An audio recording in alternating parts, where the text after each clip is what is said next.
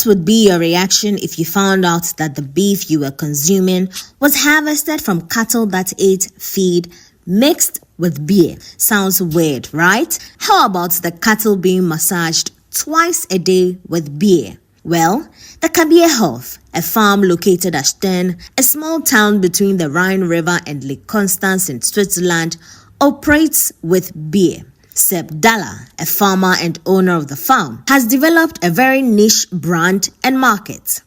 He rears barely 30 cattle in luxury and sells to an elite clientele. Due to the language barrier, Sepp's son, Nicola, explains the concept of feeding their cattle with beer byproducts and why the cattle get a morning massage with a beer starter and an evening massage with rapeseed oil. So we massage the cows and feed them based on with beer products, like everything that is waste from the brewery, that starts with the pressed grains and goes on to the beer hefe. It's like a liquid of the yeast that is left off in the beer. Okay, what led to this? Why this initiative? So, the owner of the brewery in Appenzell is someone who has a lot of ideas and wanted to start with something new. And local products is something that is very important in Appenzell. So he wanted to make the beer out of local grain. And so he started to search for farmers who can grow local grains here. And then my father came into the game, and he started with producing grain for the brewery. And then the owner of the brewery had the idea to try something new, like something similar to Kobe beef. And then my father said, okay, he likes to try this. He began with 4 cattle and started with the system, like massaging them with the products and feeding them with the beer products. And but not like in Kobe beef, he would like to use the whole animal, making nose to tail, and held the animals in free and give them space to them, so that the animal welfare is guaranteed. So how many times do you scrub them with the alcohol? Yeah, so the massage is 2 times per day, so they get feed in the morning and in the evening, and the massage is at the same time, so when the cows get their feed. Okay, what does it do to their I mean, an average cattle farmer won't massage. Yeah. Like, it's to get the contact to the animals, so that they get less stressed, that they are that they get to know people. So we have a lot of people on the farm, and due to this, they are. It's nothing new for them to have people in close to them, so they have less stress, and due to this, less acid which goes into the meat. And as well, it's quite good for the fur of them. And due to that we would like to use everything of the cow, as well as the fur and the leather. It also has some positive effects on this. Okay, so what's the mixture? How do you make the? So the mixture is we have the malt. It's like the pressed grains. So, and that's quite a lot of proteins inside. Also, like the liquid stuff is the yeast. They can drink the yeast. It's like this. It's mixed with water, the yeast, and it's a lot of vitamins, and quite liked by the cows. Okay. So that's, and as well they have like grass, so dried grass. It's quite an extensive one, because the protein level and energy level in the grain is quite high. Okay, earlier you talked about their feed, but you didn't talk about the biochar. Yeah. What does it do? Biochar, that's something new. I made my bachelor thesis about biochar, And it's quite what is quite interesting in biochar for me is that you have it in the feed. It goes through the cow. It has some positive effects like on health as well, especially on like on the little cows, which have often problems with the lungs or with the digestion, and that it can help there to prevent. And then it goes into the manure. In the manure, there are effects on nitrogen, like which is not really, science isn't that far. So for I would say it isn't that far, but it's quite interesting there. And then it goes into the soil, and in the soil it stores carbon. So that seems quite interesting to me, that you can use it in a wide range, and not just only for feeding the cows. Yeah, and it helps with the methane, right? The methane, yeah. I think that, I wouldn't say that it could be, but I would say it's not proven yet. It's not proven yet. Okay. No, Okay. we will see. Let's talk about after butchering them. You said it hangs for 5 weeks. Yes. Why? So due to the meat quality, it has some positive effects that the meat get a higher quality, hanged out and not cut fresh. Okay, and the bone is kept in it whilst it's hanging there for 5 weeks. Yeah. I mean, doesn't it go bad at any point? Yeah, it's in a special chamber where like the conditions are perfect for the meat storage. So it's like perfect temperature, or with even sometimes with Rauch, smoke, or Okay. like Okay, does the alcohol, I don't know, affect the taste? Does it taste different from the average beef we have on the market? So I wouldn't say, not really, that the taste of the beef isn't really that different, that you smell the alcohol or something like this in the beef. So the cows like the alcohol or the bitterness of the beer, so they do drink this, but in the meat you don't smell anything of beer or alcohol. How long before you sell the cow? Like, Yes. So they stay here for 1.5 years till they get slaughtered, and then they get slaughtered right here on the farm, because it's possible since 2 years now in Switzerland that you can slaughter the animals on the farm. So they get killed on the farm and bleeded out like in a minute. So that's quite fast, and there's a special car who comes here with special installations, and then they bring it in like in half an hour to the slaughterhouse, and then it's cut there. But that's seemed to be the best for the animal welfare, and as well for the quality of the meat, because there's really almost no stress. Yeah.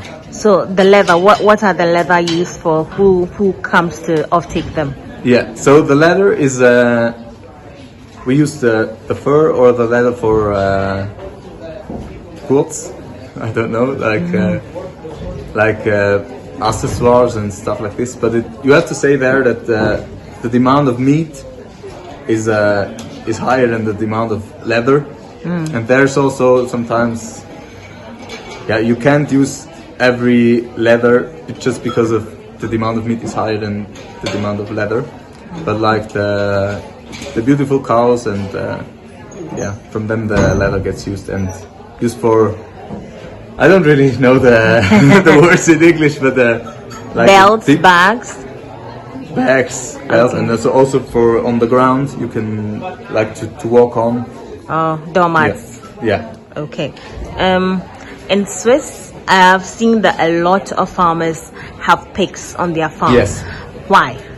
So Swiss is in Switzerland, the consumption of pig meat is something quite important, or it's the most eaten meat in Switzerland. So there are a lot of pigs here, and we eat a lot of sausages, and there's half of the sausages are most of the time pigs. So due to this, we have a lot of pigs in Switzerland. But I understand the pigs, graze on the grass for some reason. Yeah. So we have pigs here as well, and they come here when we yielded the grain, and then the pigs come onto the grass. So this year we had barley, and when the barley was gone, then the pigs come and they pluck it's like plugging, or I don't know if plugging is the right word. But they eat them. Yeah, they eat the grass and they make quite of a morast. Okay. But due to this, that it's an acre, it isn't really a problem, and it's for animal welfare. It's much better. You see that the pigs are quite intelligent animals, that they have a lot of fun to play outside on the grass. And due to this, we said that it's a good concept for this farm to have pigs on the grass, and as well financially, it's also quite a good thing in Switzerland to have pigs on the free land and to sell them directly, because you feed them, and there are not a lot of other stuff you have to do for them, so it's more financially more lucrative than cows. I see you have goats as well. Yes. Is that also like for fun, or? No, they're just for fun here. They're more a hobby. Okay, I see that there's a different type, white. What's it called? Goats. Yeah. Yeah. So it's two small ones and two big ones. The big ones are like Appenzeller goats. That's a typical goat race of Appenzell, and it's normally used for milk production. But here we don't use them for any production.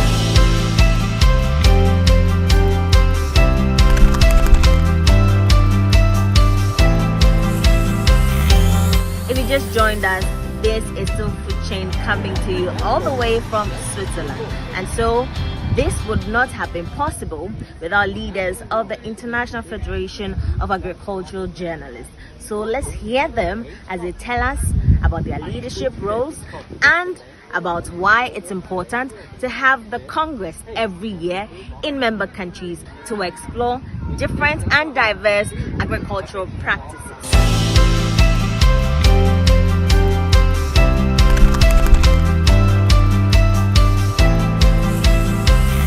Together with the rest of the Presidium, we have worked with the foundation. So now we have a foundation which makes it easier for sponsors to sponsor us and get more money to the organization, which we can hopefully use to bring people who can't afford to come to congresses. We can use some of the money to bring them to congresses, and we can also start new and more activities. Talk about Congress. Why do IFAG organize a Congress every year? Why is it important to the Federation? I think it's important for a global organization to meet at least once a year and to show all the members what a big network we are and how that we are represented in all over the world, in every continent, and that we have so much in common, and we can learn from each other, and we can get to know a lot of new colleagues, and those we can use in our work. If we need facts from a country where we haven't been, you can just contact a colleague in, for example, Ghana, and ask he or she if they could help me to get facts and contacts and interviews and things like that. In Switzerland here, on this trip, we visited farms, we visited cheese makers, we've visited people in the agricultural value chain. How crucial is this, visiting other countries' farms and knowing their agricultural practices? How crucial is this for agri-journalists in general? Nowadays agriculture is global. If you grow cocoa beans in Ghana, you sell it on the world market. So every farmer has to know its colleagues and competitors, and of course they can't go around the world, but we can tell them what it looks like in Switzerland or in United States or in Ghana or in Sweden. And when I have been to almost 30 congresses, so I have seen a lot of the world, and I have also seen that farmers have very similar problems and work all over the world, even if there are, of course, a lot of differences too, but they are all depending on the weather, they are all depending on the politicians, and they are depending on world market prices. So I think it's interesting for farmers to read about their colleagues in other countries. Okay, what are your expectations or your hopes for the Federation going forward? I hope we can get an even bigger network and add more countries to the network. Today we have 60 member guilds, but there are parts of the world which are not yet members of IFAJ. And I also hope that we can help these people to develop their professional work, and we can spread awareness and knowledge about the global agriculture to more people, to consumers and politicians and other farmers. I'm Steve Werblow. I'm a freelance writer and photographer from Oregon, and I am the president of the International Federation of Agricultural Journalists. Okay, you are the incoming president of IFAJ. What should we expect from you? Well, I'm hoping that as the incoming president of IFAJ, I can help not only carry on some of the exciting programs that we've had and built over the past, like the Exposure for Development tours or press tours, the webinar programs that we do, but also to try to create new opportunities for more journalists around the world to be able to report, either travel to bring back stories for their audiences, or stay, even if they're staying home, to be able to gather that information, to build those networks, and to create the opportunities to share information that helps their audiences with the latest in agricultural technology or themes or understanding what's happening in other countries. Okay, I am a member of GAJA. What do you have for us? GARJA is a great guild. As a guild, Ghana is very fortunate to have an active, excited, energetic guild. There's great media happening. I actually I watch a lot of the media that's coming out. Richmond keeps me apprised of some of the great reporting that's happening in Ghana. We've had several people in our master class and our Young Leaders program, like you, Emma, and so I think things are going really well in GARJA's direction, and I think that if I do my job right, we'll be creating more opportunities for GARJA members to be able to engage with IFAJ and benefit from the kinds of programs and the kinds of networks we're trying to share. Ag journalists are not quite so popular across the globe. How do you hope to change this narrative and then, encourage people to take up ag journalism and then get more people into the guild? So agricultural journalism is actually fascinating because it's such a great way. If you've ever wanted to be any kind of journalist, agricultural journalism is actually the way to have the most engagement, the most fun, the most opportunity to get out into the field and report on stories that really make a difference. They matter to people, it changes their lives, it changes their business, it puts food on tables, and also you're not sitting in a newsroom waiting for some press release to come. You're out in the field talking to people about what they do and what they're passionate about. And if there is no better kind of journalism than becoming an agricultural journalist. And I hope that IFAJ, GARJA, all of the other journalism guilds around the world can impress upon young people or colleagues in the general journalism community that learning about agriculture and reporting on agriculture is actually not only vitally important, but also a great deal of fun. Okay, lastly, as an individual, what does leadership mean to you? It's going to help, your members and people across the globe better understand you and look forward to your terrain. The way I look at leadership is I'm not the important part. I'm just sort of the vehicle that hopefully helps ideas come to fruition. So my job as a leader is to find people with ideas and help them get those ideas implemented, and help them find inspiration, find the people that can help them accomplish what they're trying to accomplish, and try to help them get those ideas out into the world. So as a leader, really, I'm just sort of a little motor in the background, pumping away, trying to keep good ideas happening from all the places they're coming in from.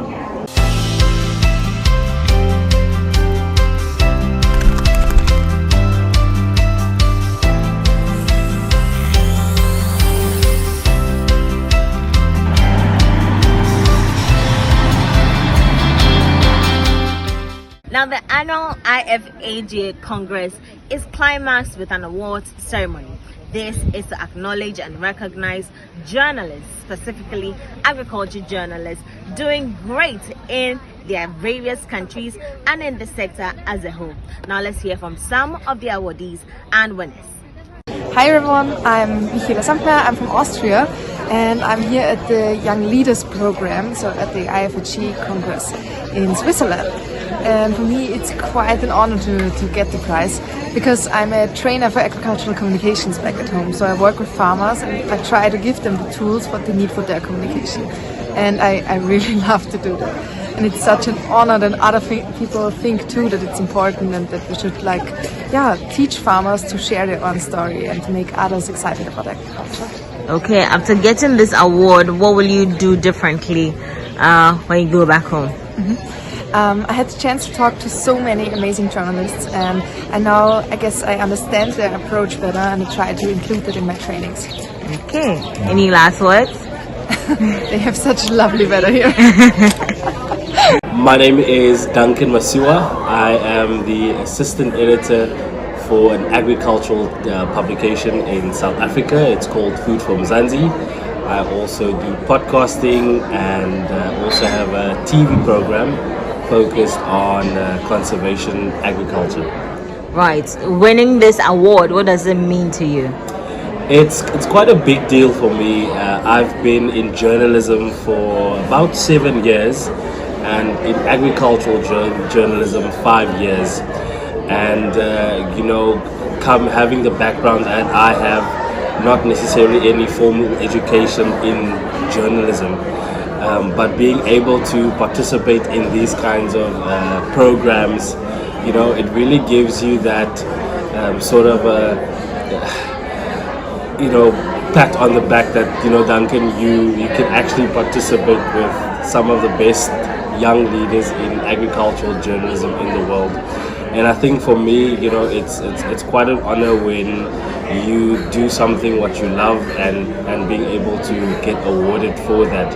I love communicating agriculture to our audiences, helping them level up their farming businesses, helping them scale up, helping them understand how what's happening in the rest of the world impacts them, and how they can sort of navigate that and make better decisions, and also consumers as well.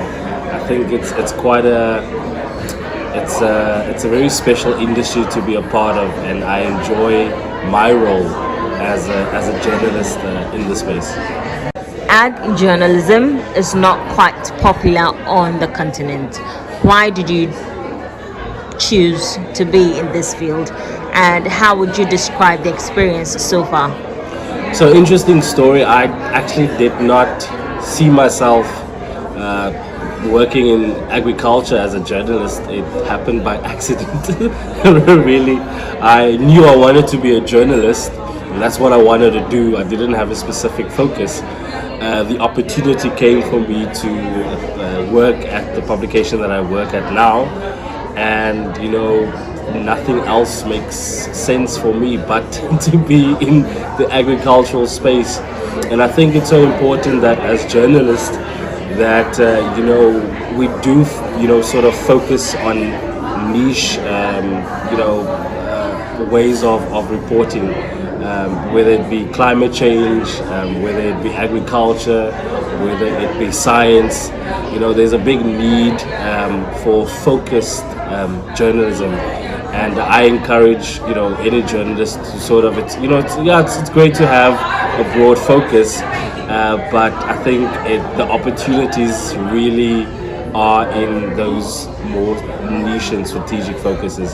So I would encourage anyone to find something that's important to you, and run with that. That's it for Food Chain. Next time, we'll talk about Swiss cheese.